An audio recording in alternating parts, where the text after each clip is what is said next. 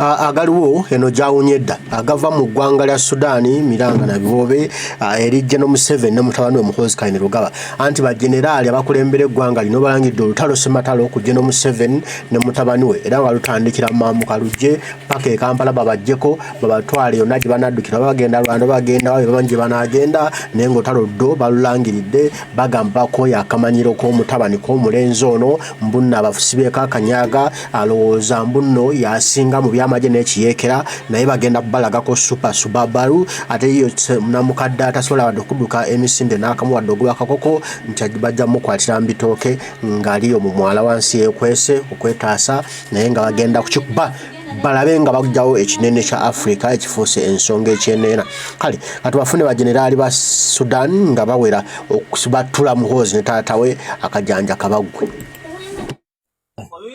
بسم الله والحمد لله. يسمع يا الرئيس اليوغندي تعرفنا والله من زمن كمبالا وشوف الإهمال اللي ناسك اللاجئين اللي بيجوا في الجنوب ديل كده بعد ما صفي الحسابات مع العفن ديل والله الجنوب ديل نحن ما تقول مهملينه ولا بنخليه أيهن هنا ويهن حبايبنا والله تاني يزول من يوغندا ألقاه في جنوب السودان والله غير طلقة ما عندنا أي حاجة.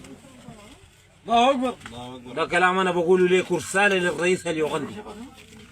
صح هن الجنوبيين دي ناس طيبين وما عندهم أي مشكلة وناس والله رجال لكن ناس استغلاليين وقاعدين جوا الجنوب. أنا لقيتكم في وجايين بكرعينا بكرعينا جايين نكون هناك في البيبور. الله أكبر. والله لا نخلي أي يوغنداوي وحد أنا عارف أنت وين. هسه عندنا معانا هناك في يوغنديين أنتوا ضفتيها ليه يوغندا ديني حنا نرجع للجنوب. بعد نفضى من الغجر الطير دين نكملهم وتاني حتاني نحن والجنوب الحالة واحد. ما ذاته جيش الرب برا ويخلوه. وشفت جيش الرب ده؟ جيش الرب ده خليه يلغاكم النهائي من الوجود لكن تاني خلاص جنوب السودان وشمال السودان ده تاني هزار ما في مجاملة ما في كمان فات مرة جاي الخرطوم والله تاني شفت جوبا ما تخشها جوبا ذاته ما تخشها لأنه الزول قالوا أخوك كان زين انت بين راسك دار تبدأ بالخرطوم انت جوبا والله جوبا ما تفتكر عشان قلت الخرطوم انت يعني هسه في عامل للناس طمعان في الخرطوم خليها جوبا والله ينحى جوبا ما بتقدر تتصرف فيها. تخش بين انت ذاتك تخش بينها غجر انت ده كمبالا قبل كده مجربنا فكينا لك مدفع فرتقنا لك المستشفى كده كلام ده 2002 هوي endowooza mbawulidde bajenerali ba Sudan bawera nkolokooto General Muhoozi n'ekitaawe balina basekebbula luno bivudde ku bigambo bino omulenzi byazzeemu n'awandiika olunaku olwaleero ng'awera mbuna agenda kulumba Sudan agisekebbule era mbu bw'ava Sudan ayolekera eri mu ggwanga lya Nigeria nabo Lagos agiwambe nabo basekebbule akati bigambo bino bye byongedde okumuzaalira leenya byongedde omuzaalira akabasa yalowooza muno bamuwaana kabampaane so gye binaggwera ajja kubanga afeesa wulira agambye after capturing Khartoum I'm going to focus on Lagos. Those beautiful women need liberation. Ustegede nayogera bino. I'm going to request UBC to have a special program for me so that Ugandan women can see how a handsome man looks. Ustegede walinga agambye biri nti olumala Khartoum mu Sudan okujiwamba then agenda kolekera ggwanga Nigeria Lagos naye agiwambe. Kane bye bitanudde bano bannamagye ba Sudan ne bagamba akakamanyiro kasusse mulenzi gwe komya akamanyiroko mukomye okutumanyira mukomye akabamba juzo kamwe kulira gwe basajja bakamba. Bismillah walhamdulillah. يسمع يا الرئيس اليوغندي تعرفنا والله من زمن كمبالا وشوف الإهمال اللي ناسك اللاجئين اللي بيجوا في الجنوب ديل كده بعد ما صفي الحسابات مع العفن ديل والله الجنوب دين نحن ما تقول مهملينه ولا بنخليه أيهن هنا ويهن حبايبنا والله تاني يزول من يوغندا ألقاه في جنوب السودان والله غير طلقة ما عندنا أي حاجة. الله أكبر. ده كلام أنا بقوله ليك رسالة للرئيس اليوغندي. صح هن الجنوبيين دين ناس طيبين وما عندهم أي مشكلة وناس والله رجال لكن ناس استغلاليين وقاعدين جوا الجنوب انا لقيتكم في وجايين بكرعينا ذا بكرعينا جايين نكون هناك في البيبور. الله اكبر والله لا نخلي اي يوغنداوي وحدنا عارف انت وين هسه عندنا معانا هناك في يوغنديين انتوا ضفتوا عليه يوغندا دي نحن نجي نرجعها للجنوب بعد نفضى من الغجر الطير دين نكملهم وتاني حتاني نحن والجنوب الحاله واحد.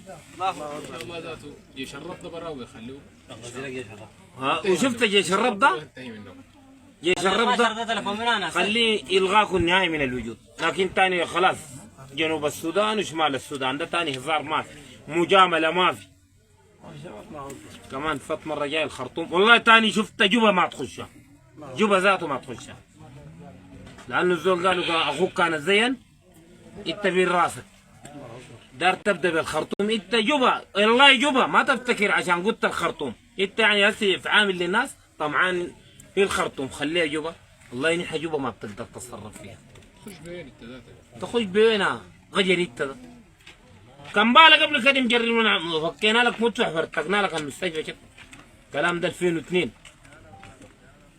هوي طارم نفسك وملا يمينك خليك مع جيش ربك ده enegera kuba mbaga mu mbaga batayi omulenze Bigambo yabyonoonyedda yabadde alowooza bigenda kuba bya lusaago byamanyo wenu so teyategedde nti nno ennamusa etuuse ku nnyoge wakutte waluma wasiirira era ebinaavaamu tebigenda kuba birungi byereere yandimaliriza nga bamutaddeko obunnyogoga yandimaliriza nga yokwese mwala ne tumusanga mwala okumukunayo nti bannange generaali yego buli gyawaga bannange yenza awaga naye mu nsonyiwe nga takyalina byakutugamba kwati namusa etuuse ku nnyoge abanyi balowooza mbuno bassaabalwanyi so be bassabatitiza basinga wulira ate bino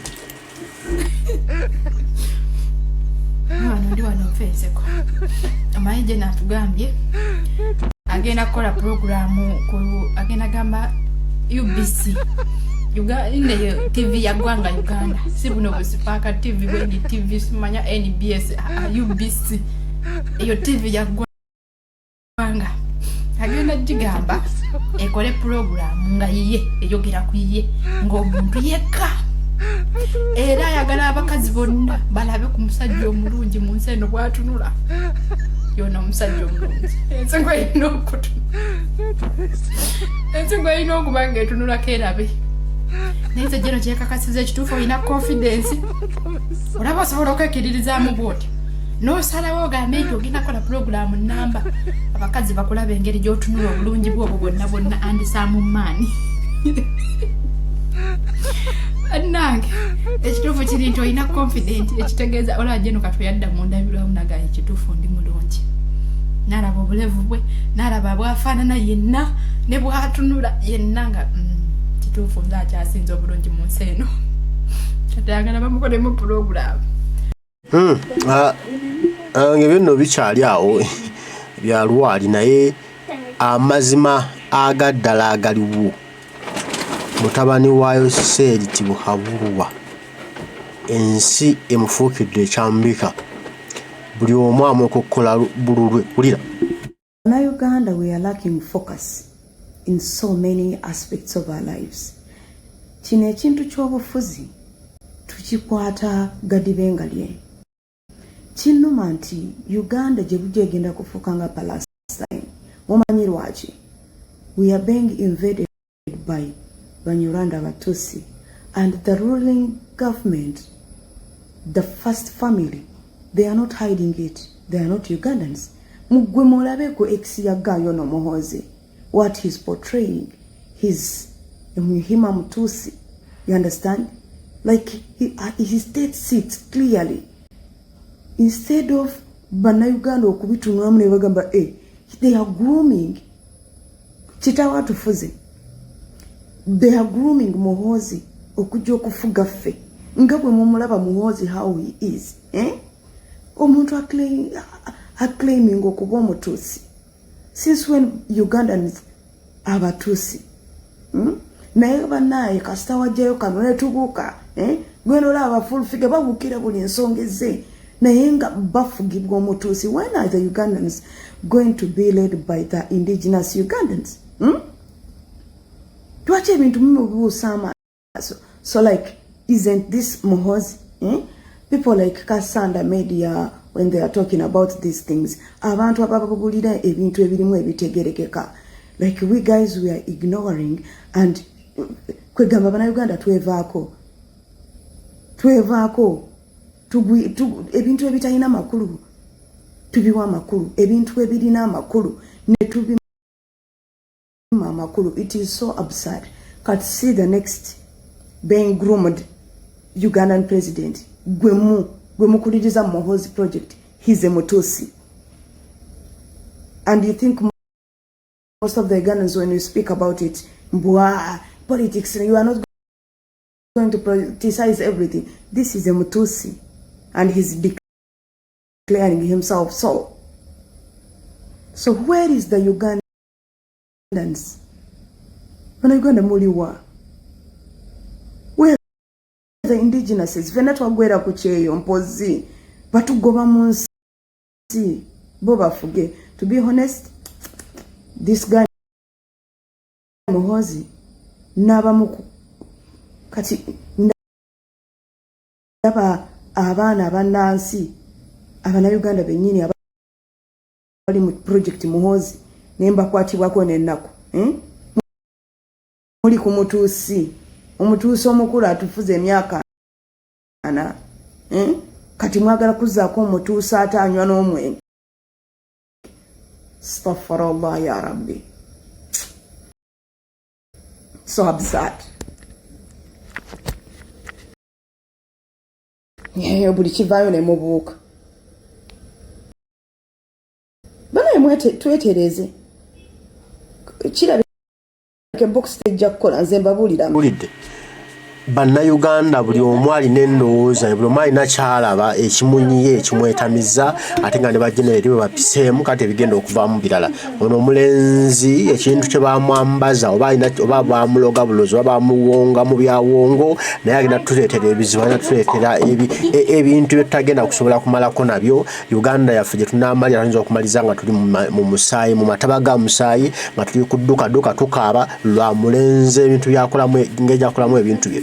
Alowooza muno ye wa kitalo, alowooza ye mbuno mulala nnyo, alowooza ye mbuno w'amaanyi nnyo, so nga ali mu kusaanyaawo buli kimu, ali mu kwonoona ggwanga laffe Uganda, ali mu difuula ekitagasa, ali mu difuula ekitanyumaamu wadde banaye tusituke twetaase. Naye ono omulenzi mulalamu ebigambo biyinza okujja nga bibi kuba bajjeno basudala baba basituuse abangi batu ne bakola video kanjikulage bajjeno baviire ne bakola video ne bagamba nti akamanyiro kasusse olwabi ne bigambo byayogedde bajenerali balamba ne batuula mu kamera ne bagamba nti gwe mulenzi we are coming gwe mulenzi yena abyogera ali bomu ku Twitter. اسمع يا الرئيس اليوغندي تعرفنا والله من زمن كمبالا وشوف الاهمال اللي ناسك اللاجئين اللي بيجوا في الجنوب ديل كده بعد ما صفي الحسابات مع العفن ديل. والله الجنوب ديل نحن ما تقول مهملينه ولا بنخليه ايهن هنا ويهن حبايبنا. والله تاني يزول من يوغندا القاه في جنوب السودان والله غير طلقه ما عندي لاي حاجه. الله اكبر ده كلام انا بقوله ليك رساله للرئيس اليوغندي. صح هن الجنوبيين دي ناس طيبين وما عندهم اي مشكله وناس والله رجال، لكن ناس استغلاليين وقاعدين جوا الجنوب. انا لقيتكم في وجايين بكرعينا بكرعينا جايين نكون هناك في البيبو. الله اكبر والله لا نخلي اي يوغنداوي وحد انا عارف انت وين هسه عندنا معانا هناك في يوغنديين انتوا ضفتوها لي يوغندا دي نحن نجي نرجعها للجنوب بعد نفضى من الغجر الطير دين نكملهم وتاني حتاني نحن والجنوب الحاله واحد. الله ذاته جيش الربضه براوي خلوه وشفت جيش الربضه؟ جيش الربضه خليه يلغاكم النهائي من الوجود، لكن تاني خلاص جنوب السودان وشمال السودان ده تاني هزار ما في، مجامله ما في. كمان فات مره جاي الخرطوم والله تاني شفت جوبا ما تخشها، جوبا ذاته ما تخشها، لانه الزول قالوا اخوك كان زين انت بين راسك دار تبدا بالخرطوم انت جوبا والله جوبا ما تفتكر عشان قلت الخرطوم انت يعني هسه في عامل للناس طمعان في الخرطوم خليها جوبا والله نحن جوبا ما بتقدر تتصرف فيها.